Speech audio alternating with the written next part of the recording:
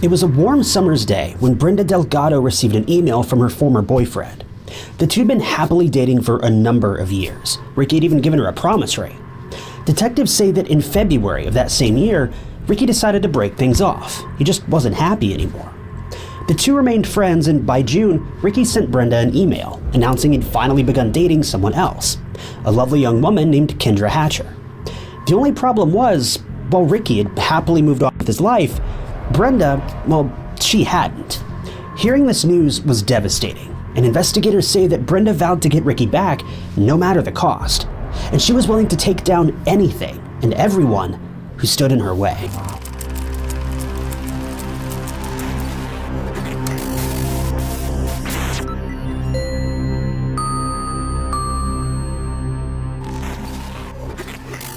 In September of 2015, Kendra's life was about as perfect as she could have ever imagined. She'd been growing up and earning her wings as a dentist in Pleasant Plains, Illinois, and she moved to Dallas, Texas to get a fresh start. While most people with a dentistry degree would jump at the chance of opening their own practice after their long years of study, in contrast, the choices that Kendra made revealed a lot about who she was as a person. Instead of setting out on her own, she joined an organization known as Smile Zone, where she would provide children from less advantaged homes with high-quality dentistry. And she knew that here, she could make a difference in her community. Even when she wasn't bettering the lives of the disadvantaged, Kendra would use much of her spare time teaching people about the Bible, and she even joined a program that focused on building churches in other countries. If this wasn't great enough, the organization even offered free dental services to children living in Ecuador. It's safe to say Kendra was a very selfless person who always had the best interest of others in mind. But earlier that year in May, her life had gotten even richer when she met a man named Ricky Peniagua on Tinder, and by September, the couple had fallen hopelessly in love. Kendra's home was located in an upper-class part of Dallas, specifically on Gables Park 17, on the corner of Cedar Springs and Ackerd. It was a place where she felt at ease since there were plenty of security cameras watching the property, along with a 24-hour concierge service. Residents even had access to secure parking in a heavily monitored parking garage. Ricky was also doing well professionally, as he was in the midst of completing his dermatology residency at the University of Texas. And he and Kendra had gone as far as discussing marriage, despite only dating for 4 months. Now, this may seem early, but they found that they were a perfect match with similar morals and their ideals very much aligned. In essence, they thought of themselves as the perfect couple. Kendra was described as kind, beautiful, and always willing to lend a hand to anyone in need. She'd worked hard to create the life that she was living, and poured her heart and soul not only into her work, but into her relationship with Ricky. But as is so often the case, one person's success and happiness can cause untold strife for someone else. Jealousy is a bitter pill to swallow. Unfortunately, this jealousy led to a tragic crime that would change Ricky's life forever and end with Kendra losing hers.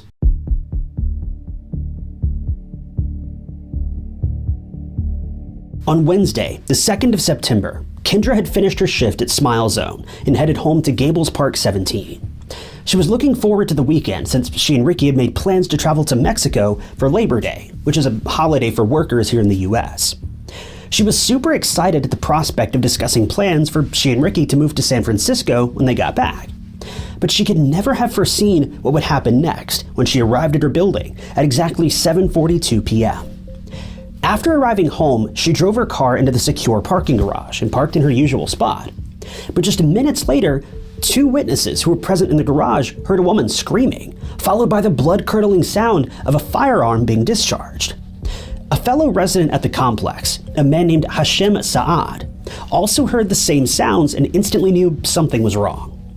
He called 911 and reported what he'd heard, despite not knowing exactly what had happened or who was involved. But before he did so, witnesses saw a Jeep Cherokee leaving the parking lot at full speed, though they weren't certain whether it was connected to the alarming sounds that they'd heard or if someone was just in a hurry. The police were quick to respond, but no amount of haste could have changed what they found at the scene when they arrived. When detectives finally made it to the scene of the crime, Kendra had unfortunately already lost her life.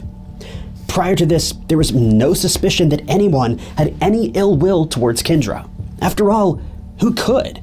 She was near about as good of a person as any of us could hope to be. When investigators began looking around the scene of the crime, they quickly noticed that her purse was missing. Her purse couldn't be found in her car or anywhere in the garage, so it was quickly assumed that she'd been robbed and that the crime had somehow gone wrong, resulting in her assailant ending her life. Close to the area where she was found, a handgun magazine was collected for evidence, along with shards from its ammunition. But when investigators started processing the scene further, they uncovered some very shocking clues. As more and more evidence was collected, they were now of the opinion that this crime was planned. They believed the scene was staged to look like a robbery, and this was evident from GSR residue that was found on Kendra's hands, indicating that she had her hands behind her head at the moment that she was fired at. Furthermore, the path that the bullet had taken suggested her assailant was standing behind her when they fired the shot, and that she was on her knees, likely having been forced to kneel, which isn't something that happens during a typical robbery. Cops were at a loss as to who would put this innocent woman through such awful torment. It just wasn't fair. But for the assailant, everything was going to plan.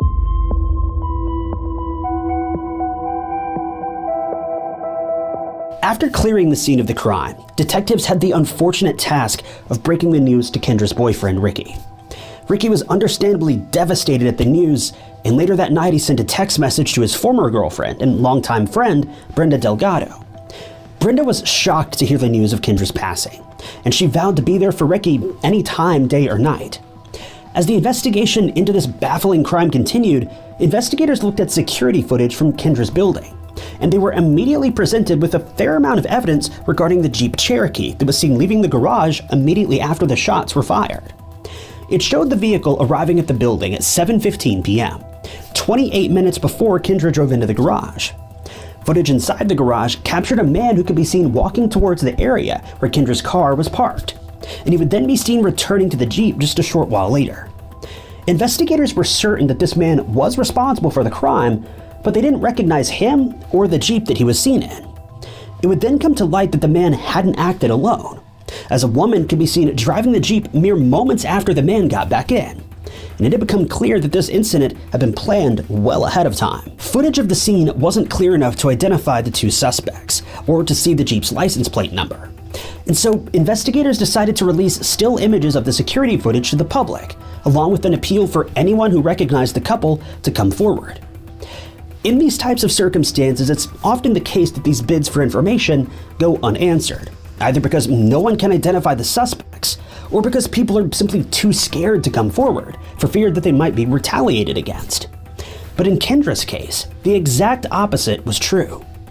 Very soon after this information was released, Jose Luis Ortiz came forward with a startling confession that the Jeep in the footage was his, but he was adamant that he was not present when the crime was committed, and that he had no idea that his car would become the focus of a true crime investigation. Now, normally, investigators would be skeptical about such claims, but Luis Ortiz had more information that would help set the investigation on the right track, the details of which are not only tragic, but infuriating. Surprisingly, when detectives spoke with Jose, the first name that was mentioned was that of Brenda Delgado, Ricky's ex-girlfriend, who was described by her family as a wholesome, loving person who held fast to her Christian beliefs and morals, and who was part of a loving family. He stated that she and another woman, 26-year-old Crystal Cortez, had approached him on the morning of September 2nd to ask if he could work on Cortez's car, since it had a problem with the engine. He agreed, and when they asked if they could borrow his Jeep for the day, he was all too happy to help out.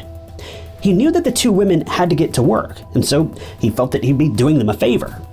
They arranged to meet back at Jose's place after they were finished at work, but later that day, these plans suddenly changed. While waiting for the Jeep to be returned, he received a call from Brenda, who asked if it would be okay for them to meet at a local Chili's restaurant instead. This seemed like an innocent enough request, and he agreed. But when he arrived, he was perplexed to find that the car wasn't there, and neither was Crystal. The two women would return his Jeep to him later that same evening, but by now he had already learned that Kendra's life had been ended, and that his car had been used during the crime. Before contacting the police, Luis Ortiz had confronted Brenda about the still images that were released, and she reassured him that it was a different vehicle that was caught on camera. It was a mere coincidence that it just happened to look exactly like his own. But she would then change her story and admit that Crystal had indeed driven the Jeep to Kendra's building, since she was supposed to pick up illegal goods for a friend. It's safe to say Jose was not very happy about this. She assumed that something must have gone wrong in the process, and that Kendra had either gotten involved or lost her life as an innocent bystander. And it was then that he knew he had to come forward, since the identification of his Jeep could have had severe consequences. Jose told the police that after confessing to what the Jeep had actually been used for, Brenda urged him to keep quiet, stating that he could lose his US citizenship if the police found out that he was somehow involved in a crime, even though he wasn't. To ensure that his name would be kept out of the investigation, she suggested that he have the Jeep resprayed in a different color, and she even offered to pay for this to be done. But this only further aroused his suspicions, since he could tell that Brenda was being manipulative, and he knew that he immediately had to clear his name as quickly as possible by confessing to the police, and that's exactly what he did. Police immediately set out to track down Brenda. When they finally brought her in for questioning, she claimed she'd never even heard Kendra's name before, and that she had no idea who she was, adding that she had a solid alibi for the time when Kendra was attacked. She supplied investigators with receipts from the Chili's restaurant and stated that Jose would confirm that she was there at that exact time, as they'd had dinner together. Brenda then said if they wanted to catch who was really responsible, they should look more closely at Crystal, telling the police that she was with her when they got the Jeep from Jose, but that she let Crystal use the Jeep for the rest of the day. Next, they approached Crystal to get her side of the story, and she had quite the tale to tell. She confessed that she was indeed the driver seen in the parking garage's security footage, but added that she had driven there under duress with her young son in the back, as they'd been carjacked by an armed man who ordered her to drive to Kendra's building. But this was so obviously a lie. Investigators knew that this wasn't true since they'd studied the security footage thoroughly, and at no point had anyone seen a child in the car. They immediately confronted her about this lie, but Crystal quickly came up with a different version of events. Not a very wise move when you're in the presence of seasoned detectives. But she now claimed that she'd agreed to drive the man to the building so that he could carry out a robbery, but it was all at the request of her good friend, Brenda.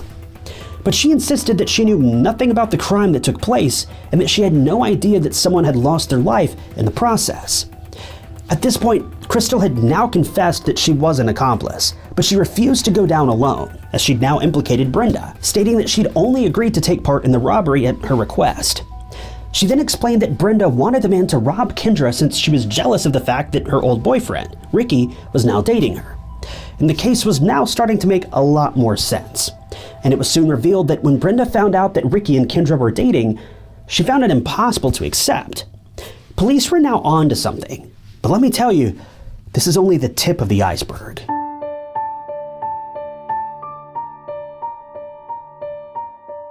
It was clear Brenda still had deep feelings for Ricky, but she would never have admitted this to him. Instead, she found ways to keep tabs on him, and the details of these activities are enough to send chills down anyone's spine. When Ricky had dated other women after ending his relationship with Brenda, it was only when he met Kendra that Brenda knew this relationship would be a long-term one. Since Ricky and Brenda had kept tabs over the months following their relationship, Ricky felt that it was the decent thing to do, to send Brenda an email and let her know that he was now in a committed relationship. Brenda gave him the impression that she was happy for him, and even suggested that they continued being friends. In Ricky's mind, this would have been a very mature response, and he must have been delighted that she took the news so well. But unbeknownst to him, Brenda was actually shattered by the news, and it seemingly had a very serious effect on her, since she then started making plans, along with Crystal, to have Kendra removed from the picture. While Brenda kept as many details as possible a secret, Crystal had quickly realized just how much trouble they were in, and she decided to become a witness for the prosecution, in hopes that she would receive a lighter sentence for her involvement. She revealed that she and Brenda had started making their nefarious plans just 2 weeks after they met, when Brenda revealed to her that she wanted Kendra out of Ricky's life, even if it meant ending her life. This would have been enough to deter most people from continuing the friendship, but strangely, Crystal was immediately on board. It was clear early on that Brenda had become completely obsessed with Ricky and Kendra's relationship, to the point where it was affecting her everyday life. She'd failed to show up for several of her shifts at work, since she was too busy keeping track of Ricky, especially after she managed to gain access to his email account, and learned that they'd been making plans not only to go on vacation together, but to start their lives together. She told Crystal that she felt as though Kendra was an imposter who had taken her place, giving us some serious insight into the rapidly deteriorating state of mind that she was in. With every passing day, her ill feelings toward Kendra only grew, and Brenda eventually made up her mind that the only way to get Ricky back was to claw Kendra out of the picture. First, she approached her cousin, Moses Martinez, and asked him if he would be willing to attack Kendra with a baseball bat, but he rightfully refused. Unwilling to give up, she then spoke to a friend of hers, Jennifer Escobar, with whom she proposed the same thing, somehow convincing herself that such an attack would leave Kendra in a coma, and that she could then start working to get Ricky back. Jennifer also refused. By this time, Brenda had already broken into Ricky's email account, and she was spending most of her time reading through his correspondence and keeping track of his movements. Jennifer knew that Brenda had become obsessed and was perturbed by the fact that she still had a copy of the keys to his house, and even still had access to Ricky's bank accounts, all unbeknownst to him. When Jennifer refused to take part in her plans, Brenda suggested that instead of using a baseball bat, she could inject Kendra with something fatal, offering to give her a car, the substance that she would use to get the job done, as well as $2,000 for her troubles. But Jennifer once again refused. It was then that Brenda and Crystal met up. It would come to light that Crystal looked up to her new friend since she had a steady job, her own place, and made decent money, whereas Crystal was struggling to make ends meet as a single mother, who, despite working hard, didn't make much money at all. When the two women started planning the attack, Brenda gave Crystal $500 to help her out, as was evidenced by an ATM withdrawal slip that was later found among Brenda's possessions. But they now needed to find someone who'd be willing to get their hands dirty, and they started driving around the area where Crystal lived since it was known to have a bad reputation. If they were going to find someone to do the job, this would be the place. Remarkably, they approached several people, all of whom declined their offer. It's just so wild to me that these two women literally just drove around a local neighborhood begging someone to claim someone's life. That's just wild to me. But the two eventually met a 31-year-old man named Christopher Love. He seemed more than willing to go through with the crime and even discussed different ways in which they could end Kendra's life. But they eventually decided that a firearm would be the best option, since the crime could be committed quickly. Christopher would receive cash and illegal substances as payment. It was told by Brenda that she would introduce him to her cartel connections, to which he happily agreed. Having gone through Ricky's emails, Brenda knew that he and Kendra would be leaving for their vacation to Mexico that weekend. And having also learned that they would be making plans to move away upon their return, well, Brenda announced that the crime needed to be committed, and it needed to be committed right now.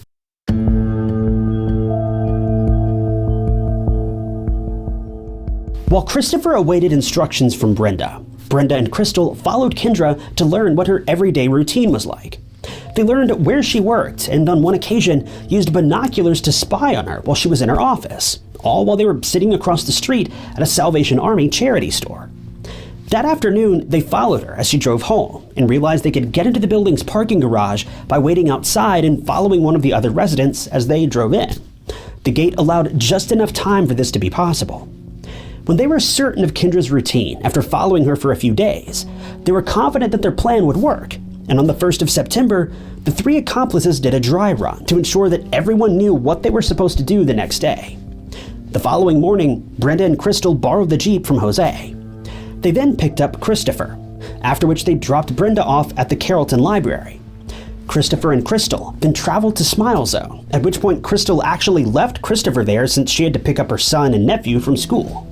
She then dropped them off at her grandmother's house before returning to finish the job. The two then spotted Kendra leaving work after her shift, but lost her in traffic and ended up arriving at her building before she did. They managed to make it to the parking garage, where they awaited to ambush her, and when she arrived, Christopher got out of the Jeep and followed through with the plan, all while Crystal stayed out of sight. They then made their getaway, drove to Christopher's house, where he was dropped off, and Crystal then took the Jeep back to Jose. The entire plot was revealed to police by Crystal, all as part of the plea deal she made with the prosecution. In exchange for her cooperation, Crystal was given 35 years behind bars rather than a life sentence. Though that's not much of an improvement if you ask me, though you do have to admit she'll probably not even serve half that time before she's paroled. When Christopher realized that he'd been caught after the gun used in the crime was found in his car, he also openly admitted to his role, and Brenda was the mastermind behind the entire plan. But despite being willing to provide all the details of the crime to investigators, they didn't need him anymore. Crystal had already mapped out the entire plan for them. Christopher was then sentenced to capital punishment, since he was the one who actually carried out the crime of ending Kendra's life. By now, there was just one more missing piece to the puzzle: Brenda. She'd put all these events into motion due to her refusal to accept that Ricky was happy in his new relationship. Once Brenda caught wind of how much trouble she was in, she decided to go on the run rather than face the consequences of her own heinous actions. During the 7 months that she remained on the run, she was placed on the FBI's 10 most wanted fugitives list, and a $100,000 reward was offered for information leading to her arrest. But she was eventually tracked down in Mexico, where she was taken into custody in April of the following year. She would then be extradited back to the US under the condition that she wouldn't face the death penalty. She pleaded not guilty to all charges, insisting that she had an alibi for the time when the crime was committed. But she didn't. There was no doubt in the minds of the jury that Brenda was the one who orchestrated the attack on Kendra, and they found her guilty, handing down a sentence of life in prison, and she'll never be eligible for parole. This heartbreaking crime should have never been committed. That much is obvious. And thanks to the jealous nature of one person, Kendra's family's lives have been irrevocably changed for the worse. And even some of her co-workers have been badly affected by her loss. Tammy Potano was a close friend who had studied with Kendra and had remained friends with her after they graduated. And she stated that she now finds it hard to just be carefree and happy. You never know what may be lurking around the corner. She says that she's no longer as sociable as she used to be in the past. And this is likely due not only to heartbreak, but also fear. She added that the crime has had a negative impact on her marriage, and that many other people have been deeply affected as well, including patients who knew Kendra.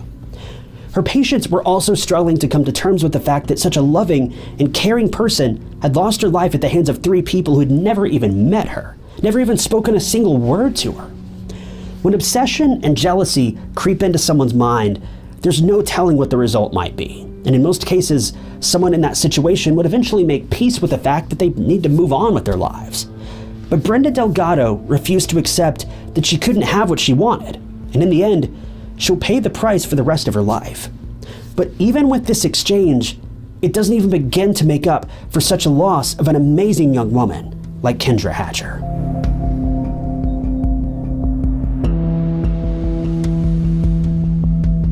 Thank you guys so much for tuning in to another episode of True Crime Stories. If you like this video, be sure to hit that like button, and maybe check out this other interesting case I covered. And don't forget to subscribe. It's totally free and keeps you up to date with all of my future uploads. You can also click that join button below to see new videos long before everyone else and help support the channel. But with that, my name is Ty Knotts, and I'll catch you guys in the next video.